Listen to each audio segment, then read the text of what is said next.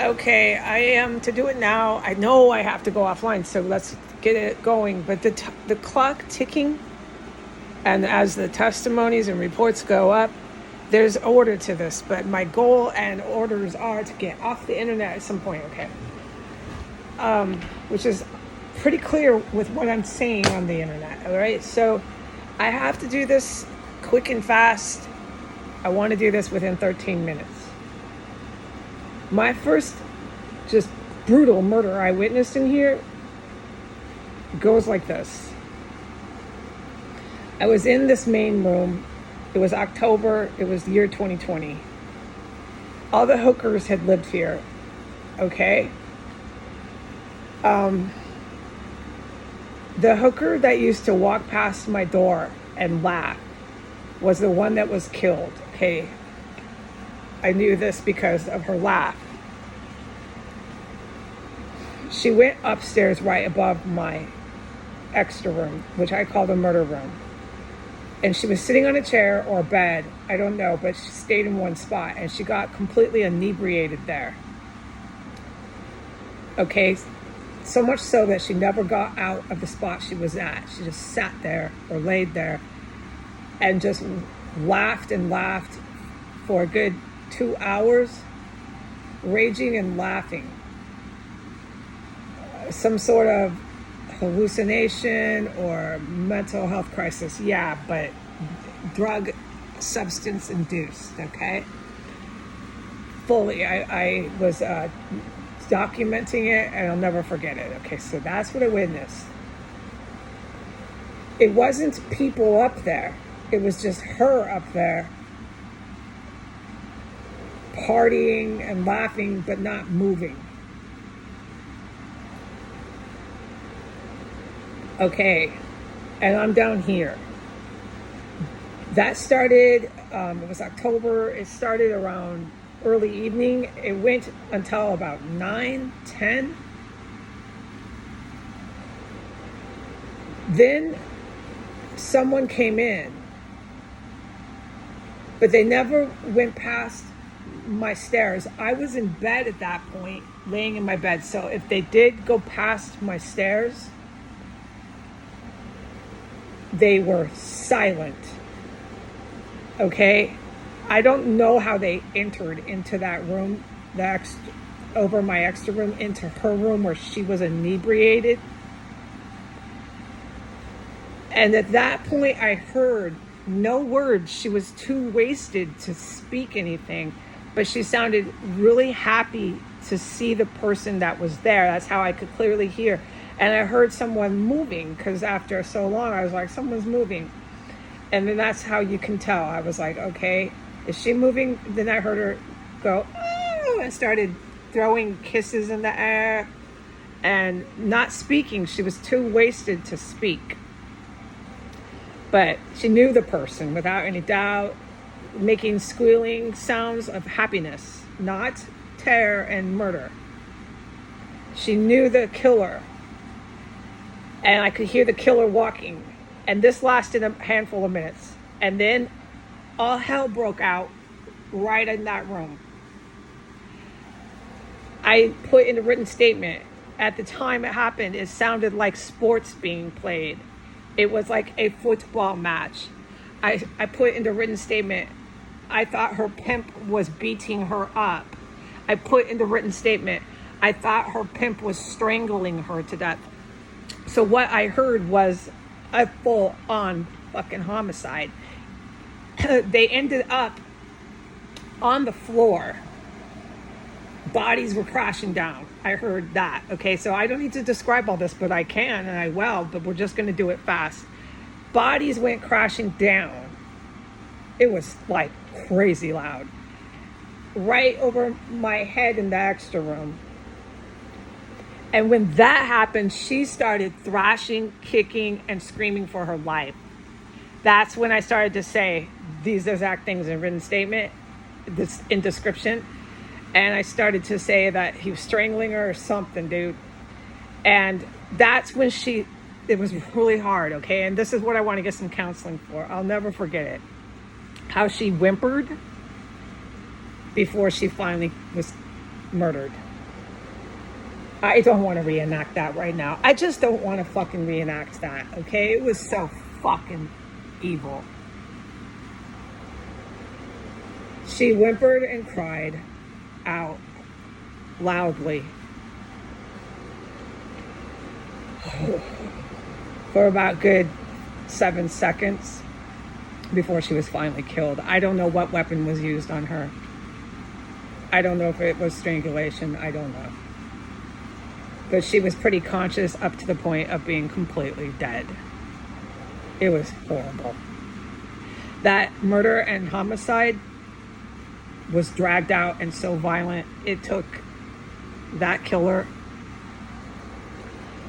a good 10 minutes to do it. It was so fucking brutal. Yeah, that's the kind of savages I had to deal with. Okay, so the night went on. I was terrified. There was Washington, D.C. PD marked vehicles in the alley, one in the alley and one in the front of 1509. One in the front towards 16th and one in the alley towards 16th. They were dispatched over there protecting this murder. After the murder, within a handful of hours, one of the terrorists from this compound went into the alley and banged. Pew! Pew! Pew! Really hard, really loud, echoing for blocks. Immediately on the garbage right outside the front of 1509 in the alley, okay? They've been doing that forever. It was really, really terrifying, though. This is at one of the height of their violence and barbarianism here on our street. I could hear after that, about an hour after the homicide, people creeping around up there. I remember that. I was terrified. I fell asleep for a few hours. I'm really, really speeding this up because I want to get to it. So when I came out, I remember the time I finally had the guts to come the fuck out of my room. It was 9 a.m. And by 9 a.m, I heard so much terrorism go on through the night. I heard crashing of a wall. They were making a hole to walk in and out to the house next door, 1511. I heard that. So when I say construction of cubby holes, I mean what I say. And we definitely need to discuss that, but I'm going to skip it. So they did one of those. It was upstairs. You heard the construction sounds. It wasn't crashing of murders. Oh, God, it was horrifying. That night, they really went gung-ho, okay? It was fucking horrible. But let's go back to 9 a.m. So when I came out at 9 a.m., I knew, I could hear they were, at that point, laughing. There was the man, the Navy man. He was Navy.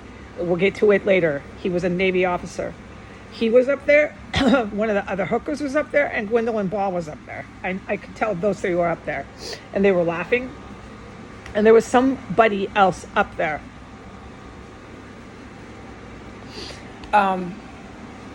All right, but that one that was up there wasn't making too much noise. But you could hear that many people walking around. They were all over the place up there. They wouldn't be still, but they weren't running and racing. They just methodically, every few seconds, just going. They were working up there. They had a fucking project up there, which is what I just testified today. They're doing some serious terrorism. Okay, so I come out at 9 a.m, and that's the first time I smelled an absolutely disgusting, horrible, dead fucking body just engulfing the house. And what I smelled was a dismembered human. That's what you smell when you smell dismembered human remains. It's nothing you want to ever experience. And what I witnessed was one of the hookers and the Navy man, once I'd gone out and come back in my room, they immediately, because they're stalking and trying to get me too, they immediately went down into the kitchen and they cooked a whole pack of bacon, which I kept reporting they did that by pattern here with the dead bodies. So the bacon was engulfing the house with the dead body, and they were laughing and laughing and laughing. The most evil fucking people you can imagine. They were, and they were laughing, and they walked past my door. I had my shit fucking barricaded, you know I did. They were laughing. It was fucking terrifying. I also want to say that within that night, before they started doing their construction with their cubbyhole, one of the killers went down outside the bathroom window, down the ladder, and jumped over onto 1507. I could hear the whole chain of events from the time they exited out the window all the way down and all the way over, so we can describe what that sounds like later. And right after that, one went down my window. I was sitting on my chair. I could hear the whole fucking thing. My window is right behind my head here where I'm sitting.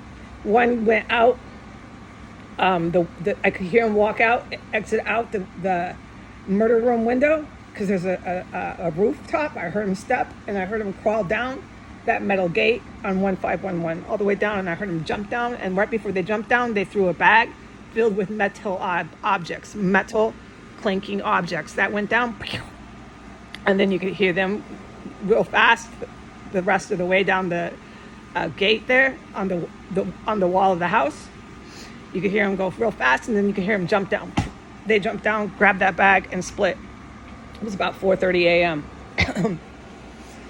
So that happened, and Trump was sitting down the street. 4:30 a.m.